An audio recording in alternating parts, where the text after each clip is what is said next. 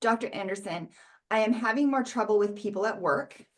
I get frustrated because I'm not able to get my work done like I did a year ago. I don't want to not be able to work, but I also know there isn't anything anyone can do to help me with my cognitive decline. I feel like my frustration may be coming out with some of my coworkers. What is the best medication to help me with my frustration? And should I talk to my coworkers about how I'm feeling?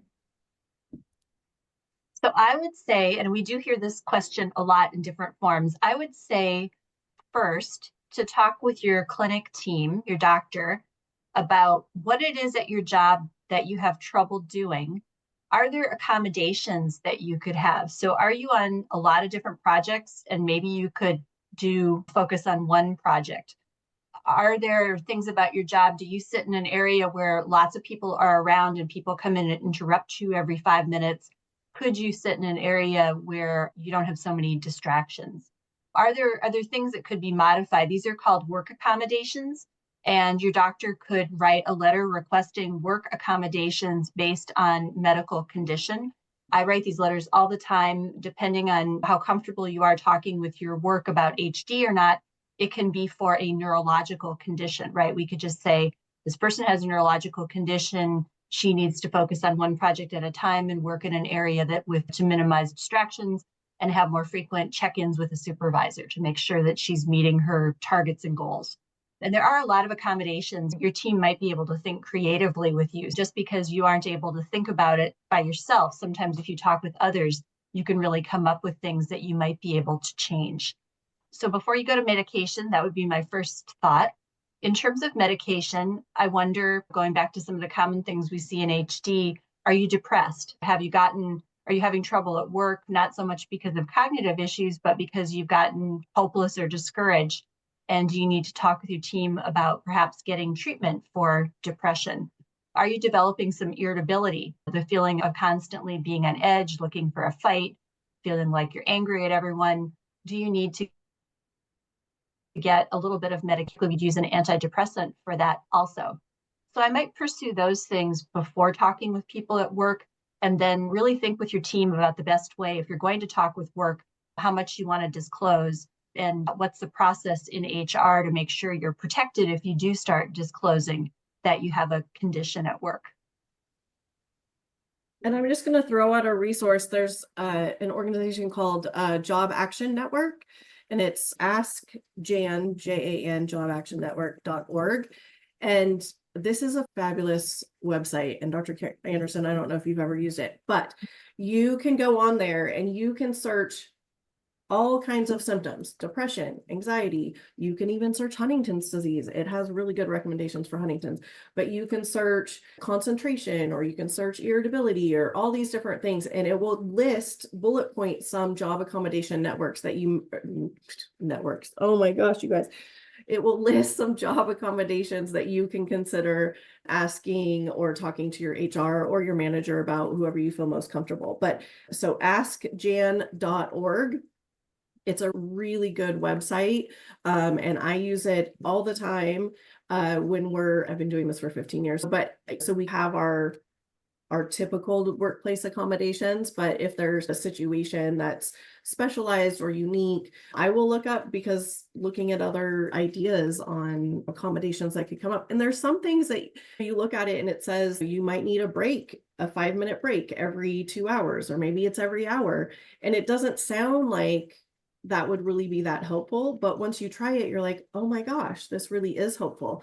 Or Dr. Anderson mentioned, if you work in an environment where you're like in open cubicles and it's just one big room, which a lot of companies are moving to, which is fine. But if you have a neurological illness or cognitive impairment or cognitive difficulties, working in an environment like that is just really overstimulating, and it's chaotic feeling. And if you hear your music and other people's music, or maybe their music is triggering you and it doesn't help you concentrate, maybe you need to be in the corner of the building and have a way to give yourself a quiet environment to work. Not everyone can work in specific environments, and there's easy things that your employer oftentimes will be willing to do to help you be more successful and productive at work.